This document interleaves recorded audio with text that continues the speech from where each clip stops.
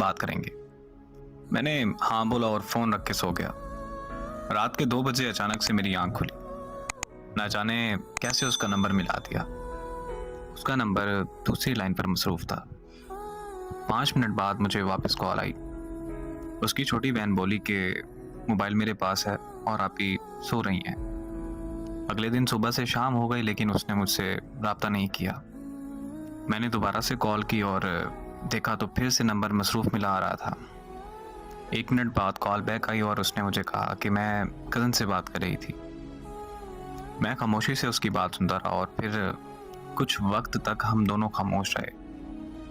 फिर वो कहने लगी कि अगर ऐसे ही खामोश रहना है तो मुझे बता दो, मैं कॉल बंद कर दूं। मैंने मुस्कुरा कर कहा, जैसे तुम्हें ठीक लगे। उसने कहा कि ओके, अब मुझे कॉल मत करना। बस ये कहकर उसने कॉल बंद कर दी। मैंने कुछ देर बाद उसे फिर कॉल कर दी। इस बार फिर से उसका नंबर मसरूफ आ रहा था।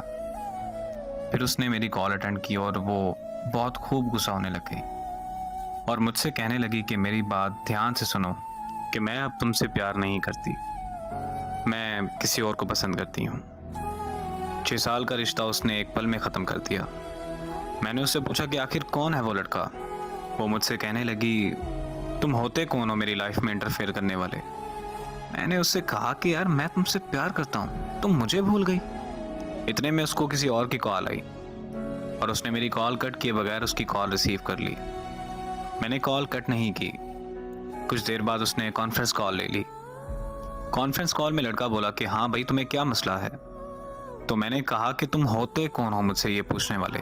तो वो मुझे कहने लगा कि ओ यार, कॉल कट करो और सो जाओ। तो साथ में ही वो बोली कि नहीं जान, ये ऐसे बात नहीं मानेगा, आप इस पागल को इग्नोर करें और मुझसे बात करें। तो वो लड़का बोला कि हाँ, मैं भी तो देखूंगी ये कब तक कॉल कट नहीं करता। मोहब्बत में सितम की मिसाल और क्या दूं मैं। मैंने अपने महबूब को किसी और के साथ रोमांस करते देखा है। वो वक्त गुजरता गया और मैंने बहुत मुश्किल से खुद को संभाला। 3 साल बाद मुझे एक रॉन्ग नंबर से कॉल आई। मैं कॉल अटेंड करते ही उसकी आवाज़ पहचान गया।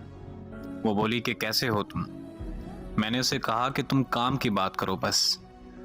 तो कहने लगी कि तुम मुझसे अभी तक नाराज हो। मैं खामोश रहा और फिर पूछा उसने कि तुमने शादी कर ली। तो मैंने पूछा कि तुमने कर ली। तो वो बोली कि लोग जिस्म चाहते हैं, शादी कहाँ करते हैं लोग।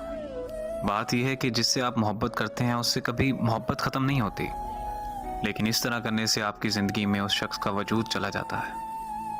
और ज़िंदगी में मोहब्बत होती है, लेकिन उस मोहब्बत का मतलब एक शख्स से वफा करना होता है। और खुदारा मेरी उन लोगों से गुजारिश है कि जिस्मों से खेलकर मोहब्बत के नाम को बदनाम मत कीजिए।